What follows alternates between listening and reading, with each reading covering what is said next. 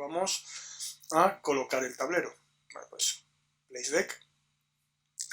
Vamos a ponerle, vamos a elegir uno de los que hay. Bueno, el que nos recomienda el taller es este de slab losa con restricciones para luego poder adaptar nuestro tablero a partir de esas etiquetas que veíamos las sesiones anteriores que me describen pues algunos de los parámetros del puente, anchura y profundidad en el caso de la losa y las pendientes, ¿de acuerdo?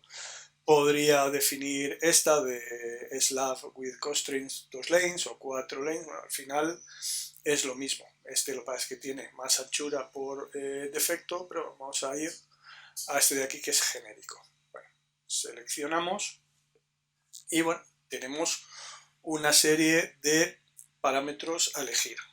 Primero, como vemos, el offset de entrada con respecto a la estación, un offset de final, un offset horizontal o vertical para mover el tablero con respecto al eje. Fíjense, por ejemplo, el vertical offset podría ser bien interesante en el caso en que ese tablero, que va a ser de concreto, fuese a llevar encima una capa de regularización, que bueno, suele ser típico de pavimento asfáltico si es que la carretera es de pavimento asfáltico. Bueno, si fuese a ser así, yo podría ponerle un vertical offset de, por ejemplo, menos 0.05, 5 centímetros hacia abajo, y entonces el tablero estaría efectivamente 5 centímetros por debajo de la rasante. Bueno, entonces, aquí qué es lo que convendría hacer más allá de lo que viene en el propio manual. Bueno, yo aquí le pondría punto 4 para dejar precisamente el hueco de la anchura del estribo, o incluso punto 5 como está en el otro lado, porque así dejaría 10 centímetros, por ejemplo, para poner una junta de dilatación. De 10 centímetros, de 15, pues eso ya sabemos, dependería del análisis de movimientos del puente con la temperatura y de qué puntos estén fijos y cuáles no, pero vemos que podemos definirlo en este momento y luego podríamos obviamente cambiarlo. Luego tenemos dos valores interesantes. Una es la tolerancia de cuerda, es decir, cuando nosotros tenemos un elemento en curva, estos dos valores lo que me asignan es cada cuánta distancia voy a seccionar o a definir el trabajo de modelado del puente. Entonces, si es recto, pues la distancia entre, digamos, secciones transversales sería este de aquí, máxima distancia entre secciones, y si es curvo, sería el que me diese menor valor en cuanto a distancia perpendicular hasta la cuerda o este valor. Bueno, vamos a plantear por otro lado el material. Bueno, lo dice el manual que le definamos como deck concrete, este de aquí, ok, y bueno, esta opción de build order aquí no tiene más sentido, pero en el tema de los puentes segmentales sí es importante porque ese es el orden que luego el programa envía a, por ejemplo, al RMBridge, que tiene un análisis de puentes evolutivos. Y entonces, pues, aquí definiríamos cómo vamos a ir generando esos elementos. Bueno, luego un feature deck, un prefijo, y dice seleccione primer deck boundary, primera frontera o línea de soporte. Bueno, pues vamos aquí, seleccionamos esto, por eso esto tiene que estar activo, porque aparte de ser un elemento gráfico, tiene la programación para que cuando definimos, en este caso, de dónde a dónde va el tablero, el programa lo sepa. Entonces, Tengo aquí y la última aquí. ¿Por qué? Pues porque, como dije, esto podía tener dos unidades, entonces una unidad podía ser de aquí a aquí y la otra de ahí al otro lado. En todo caso, este es un tablero entero. Deck add constraints, le vamos a decir que sí, que queremos añadir restricciones, y entonces se nos abre este menú. Este menú nos sirve para cambiar, como digo, adaptar a nuestro contexto las dimensiones de este tablero.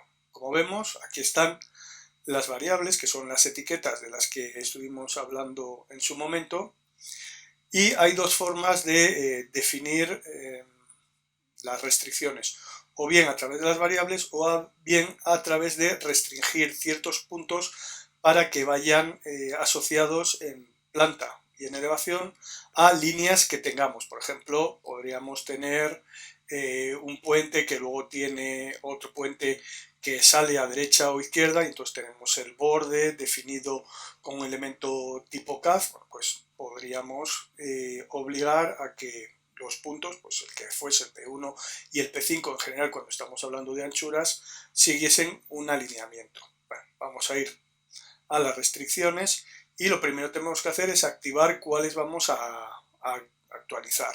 Y vamos a actualizar la anchura izquierda y vamos a actualizar la anchura derecha. Una vez que tenemos esto activado, entonces cuando nos ponemos en esa línea, él nos da la posibilidad de hacer los cambios pertinentes. Bueno, por otro lado, ¿esto cómo funciona? Bueno, pues aquí vemos que vamos a añadir una sección de restricción. Cuando habla sección es de restricción. Modo de hacerlo, bueno, pues podemos ir a partir de soporte y tantos metros desde el estribo, el que sea. Entonces vamos a empezar por el estribo inicial. Vemos que aquí están todos los elementos. Entonces yo, si el modo de aplicar estos valores es a partir de los soportes, digo cuántos metros y desde qué soporte. Puede ser por un ratio del claro o del vano, o puede ser a través de una estación dada. Entonces, bueno, pues digo, voy a ir desde la línea de soporte, entonces pondría más, y vemos que ahora puedo definir cómo aplicar. Vemos que al hacer más me sale una primera línea y ahí me dice localización relativa es 0.5, pues efectivamente porque había dicho que el estribo está a 0.5, pero lo que me interesa son estos valores. Vemos que iría desde el valor 448, que es este, más los 5 centímetros, a 10.514, que es este, menos los 5, menos el medio metro, perdón, medio metro, no 5 centímetros, la longitud del intervalo, entonces queda así, y ahora digo, valor inicial, pues le voy a decir que menos 22, que es lo que plantea el, no, perdón, menos 6.7, menos 6.7, 22 serían en pies, y menos 6.7, y además, si en el caso en el que fuesen diferentes los valores, la transición la podría hacer lineal, parabólica al principio, al final, circular al principio o al final. Bueno, en este caso sería así. Digo que le he puesto valor negativo porque como estoy hablando del borde izquierdo, el criterio es que todo lo que está a la izquierda tiene signo negativo y lo que está a la derecha signo positivo. Bueno, ahora me iría al del otro lado y haría exactamente lo mismo. Generaría una nueva línea, podemos estar en lo mismo, 0,5, medio metro, porque el tablero empieza medio metro más allá de esta progresiva y entonces efectivamente suma 48,13, pues es medio metro más, y aquí resta, y lo mismo, le voy a poner los 6.7 metros de anchura, en este caso positivos, y 6.7. Le damos a OK y podemos ver cómo efectivamente ya tenemos nuestro tablero confeccionado.